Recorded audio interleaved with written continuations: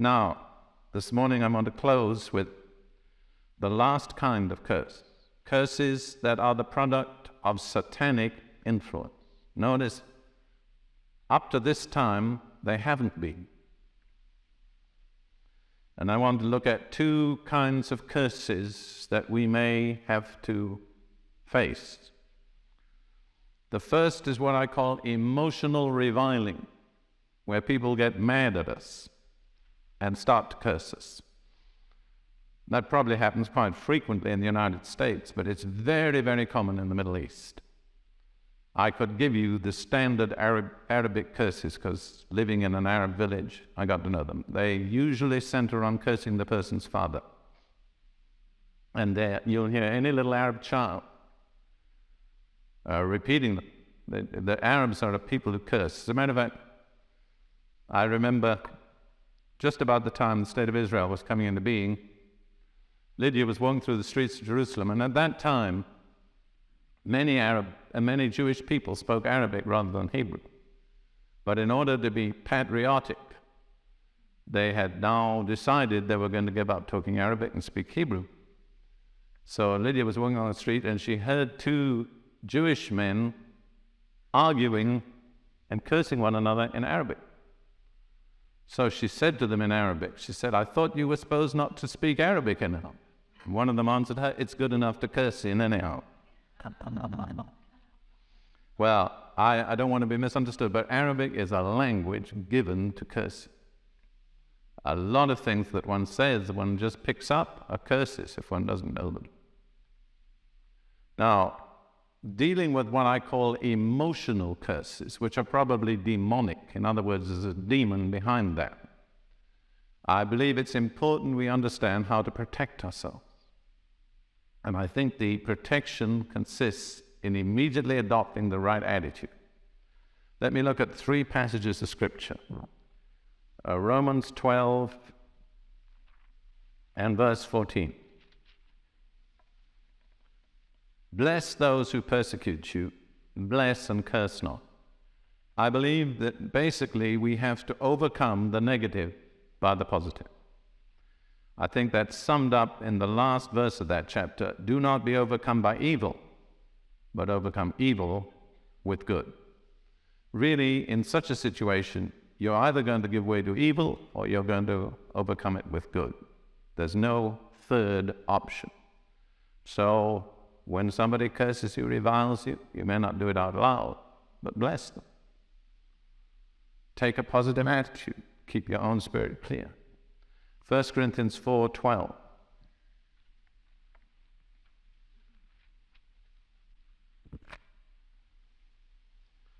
Speaking about the apostles, Paul says, "We toil, working with our own hands. When we are reviled, we bless. When we are persecuted, we endure." See, basically, you've got to do something. Jesus said, when someone strikes you on one cheek, turn the other. The natural thing is, hit them back. The spiritual thing is, turn the other cheek. But the big mistake is to do neither. If you hit them back, you've released it. If you turn the other cheek, you've released it. If you just let it boil inside, you've started a problem. So don't imagine that in such a situation you can be neutral. You're either going to be positive or negative. One other scripture, all of them bring out the same point. 1 Peter 3:9.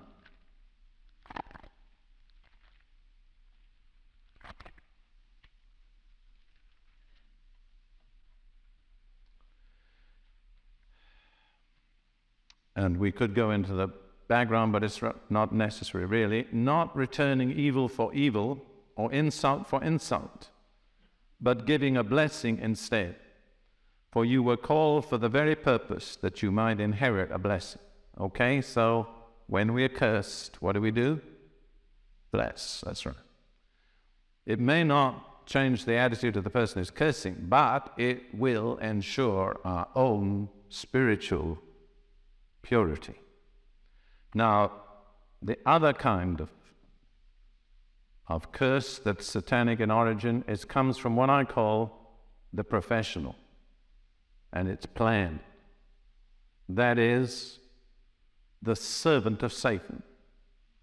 And I don't know whether you're so naive as not to know that this nation and all our Western culture is filled with professional servants of Satan. Witches, wizards, fortune tellers, mediums, and so on. Now they are serving Satan by choice. A lot of them serve Satan because they think he's the strongest person around. Many, many people do not realize that the Lord is stronger than the devil. Particularly in Africa. I discovered in dealing with Africans, they have been brought up to know the power of the devil. And that's in their background. Don't go to them and tell them there isn't a devil. That's silly. And in a crisis, many, many Africans, even if they're born again Christian, will turn back to the devil for help. And mind you, it's not without some basis in experience, because the devil does do things for people with limits, with strings attached. In the long run, you'll be sorry. But in the short run, there are results. Often.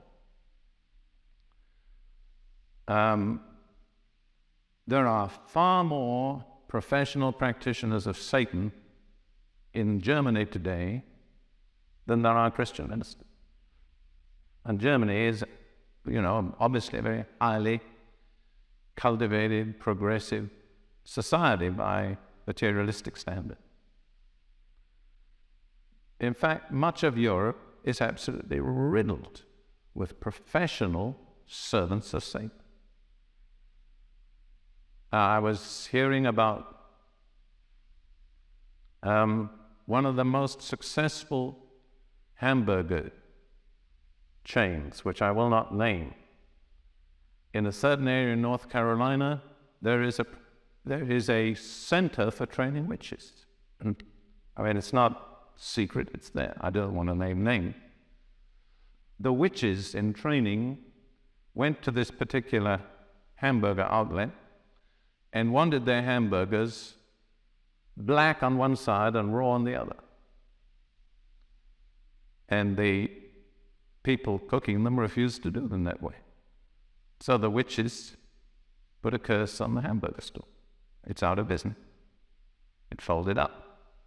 And yet, every other part of the country, it's successful. Don't imagine that you're not encountering these things at pretty close quarters, because you are. A fellowship that's very close to me, many of you know the name of the leader,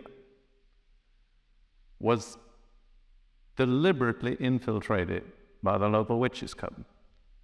They sent one of their top witches to profess a desire to become a member of the fellowship, to show interest in the things of God.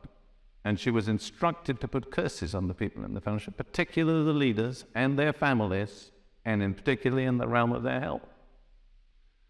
And the leader himself, who is one of the most committed Christians I know, nearly died of a strange, unexpected internal problem. His wife developed a malignancy, and his son was born 2.5 months premature. Now they are all doing well. But believe me, that was not unconnected with that invasion. We are not dealing with theory. If you're walking around with your eyes shut, you're liable to fall into a pit and then wonder how you got there. We are surrounded by enemies. If you think this is new, just take time to read the Psalms of David sometime and read the countless times he appeals to God for help against his enemy. And you and I can echo every one of those prayers with appropriate application. We're just as much surrounded by enemies as David was. Okay, we'll take just one example, the very outstanding example of Balaam. Balaam was called a soothsayer, which is the old-fashioned word. He's called a diviner in the modern translations. He had a reputation. He had a large clientele. Numbers 22. Israel has arrived on the borders of their inheritance, and Moab is very uneasy because of this tremendous influx of people. And so they want to do something against Israel, and they know they can't defeat them by warfare, so they go to the occult. And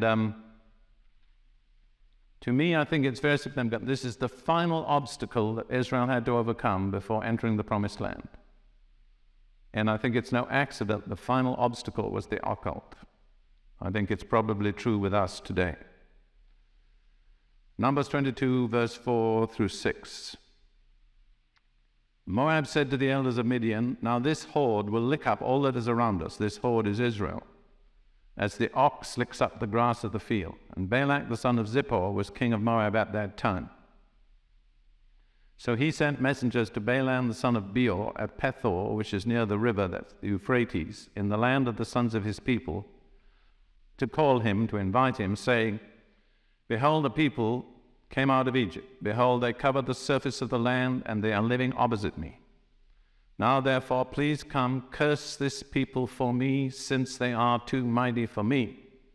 Perhaps I may be able to defeat them and drive them out of the land. For I know that he whom you bless is blessed, and he whom you curse is cursed." That was his reputation. It worked. Now, I don't want to go into the details of that. You can read it for yourself. Let me just say that none of this has gone out of date.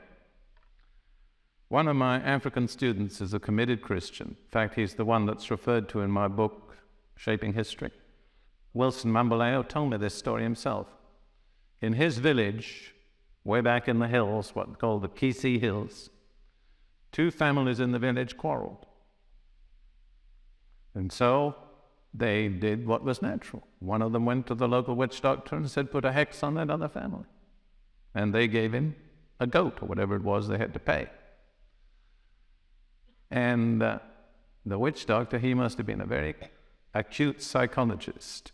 He said, "All right, at midnight on a certain night, a jackal will cry in the village, and then the son of this family will die." Well, believe me, when midnight came, that family was cowering in terror in their hut. A jackal cried, and the child died.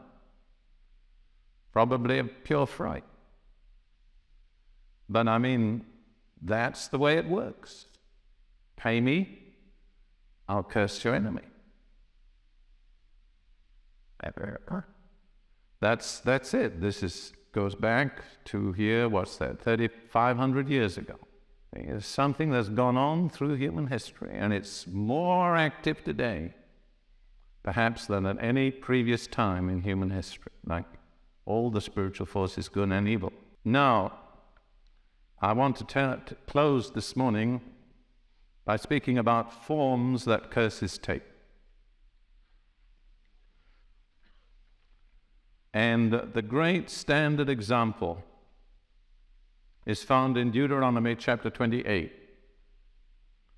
The first 14 verses are blessings, and the remaining approximately 54 verses are curses. By the time you've read that chapter carefully, you have a good picture of which are blessings and which are curses. It's important because I believe a lot of Christians are enduring curses when they should be enjoying blessings, and they don't even know that what they have is a curse and not a blessing. Now, what is the great basic reason for curses and blessings? They're given in this chapter very clearly. Deuteronomy 28, beginning of verse 1, opening up the blessings. And I have to say that both the NIV and the NASB, unfortunately, use a rather unsatisfactory translation. The King James is better. and the NASB, which I'm reading, is right in the margin. Now it shall be, if you will diligently listen to the voice of the Lord your God, and be careful to do all his commands. So what's the source of all blessing? Listening to the voice of the Lord and doing what he says. All blessings ultimately go back to that original source. What's the source of all the curses? Very simple. Verse 15.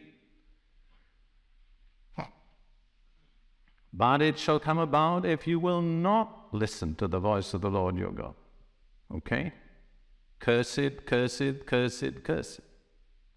So the basic issues are very, very simple. Listening and doing brings blessing. Failing to listen brings curses. After all, if you don't listen, you can't do, because you won't know what to do. So that's the starting point. And it's like a watershed. You know what a watershed is? I discovered when somebody took me to the Rockies in Colorado years ago. They pointed out westward and they said, that's the watershed, the continental divide of the United States. And I built a picture in my mind what happened to two little drops of rain that fell 2 inches apart, one on the east and one on the west. And although they were only 2 inches apart when they fell, their destinies were thousands of miles apart, because they were on opposite sides of the watershed, the continental divide. One would end in the Gulf of Mexico, the other in the Pacific Ocean. That's how you and I determine our destiny. You may be sitting a few inches away from the person next to you, and yet you may be on opposite sides of the continental divide that will determine your destiny. What is the continental divide? If thou wilt diligently listen to the voice of the Lord. That's it. Some listen, some don't. Which are you? Now, if you go through that list of blessings and curses, it'll take you a long while. It's worth doing. I'm going to read you a summation of both, a summation of the blessings and a summation of the curses, which will only take me a minute or two. The following is my summary of the blessings in verses 1 through 14. Exaltation, exaltation, being lifted up. Health, reproductiveness, prosperity, victory, and God's favor. I'll read them again. Exaltation, health, reproductiveness, prosperity, victory, and God's favor. And I invite you to check for yourself. You would do well to see if you agree with my summation. Now, on the other side, this is the curses. Humiliation, mental and physical sickness, family breakdown, poverty, defeat, oppression, failure, and God's disfavor. I'll read them once more. Humiliation, mental and physical sickness, family breakdown, poverty, defeat, oppression, failure, and God's disfavor. In closing, I will also list the evidences of a curse which I have discovered by personal experience. This is a subjective list. It's based merely on what I've discovered through dealing with people. It isn't theology, it's experience. However, if your theology doesn't work in experience, you better do something about it. And I have 6. Number 1, mental and emotional breakdown. And we're thinking mainly now in terms of family, though it's not excluding individual. But I'm thinking in terms of if within your knowledge of your family's background and history, there are several examples of any of these things. Number 2, repeated or chronic sicknesses, especially without clear medical diagnosis. Number 3, repeated miscarriages or related female problems. Number 4, breakdown of marriage and family alienation, which really go together. But it's more than just husband and wife being divorced. There's bad relationships between parents and children, between brothers and sisters, and so on. Number 5, continuing financial insufficiency, especially where the income appears sufficient. That's a remarkable thing, but I've dealt with many people, according to all the figures, they should be able to make it, but they never quite did. There was a member of my family who's with the Lord now. I don't want to name him, but it's very vivid to me. He died in great suffering, very boldly, bravely endured. But about a week before he died, there appeared at the foot of his bed an old man in rags and just stood there. And I remember him saying I had to tell him to go several times before he disappeared. And I didn't hesitate. I knew immediately that was poverty. And looking back, although many times he made absolutely sufficient for the needs of himself and his family, they never really ever had enough. It was so vivid to me. I mean, he was so matter-of-fact about it. He was far from being out of his mind. No, he was very, very sober. And I often think, when I hear people's stories, there's that old man in rags somewhere in your background. And then the 6th I mentioned already, being accident-prone. That was true of the same member of my family. He had an incredible history of improbable accidents. In fact, although he was an expert motor mechanic, he gave up driving his car and let his wife drive him. There's something so vivid to me, I could speak about that one situation for half an hour without running out of material. His mother was a spiritist, and he never really forgave her. That's, if ever there's a lesson in my life about making sure your attitude to your parents is right, that's it. I'll read them again and then we'll close for this morning. Now, I apologize for ending on a negative note. All right, number 1, mental and emotional breakdown. Number 2, repeated or chronic sicknesses, especially without clear medical diagnosis. Number 3, repeated miscarriages or related female problems.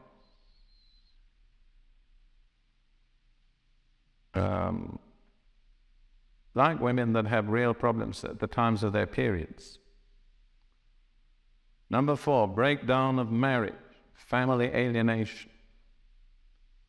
Number 5, continuing financial insufficiency, especially where the income appears sufficient. And number 6, being accident prone.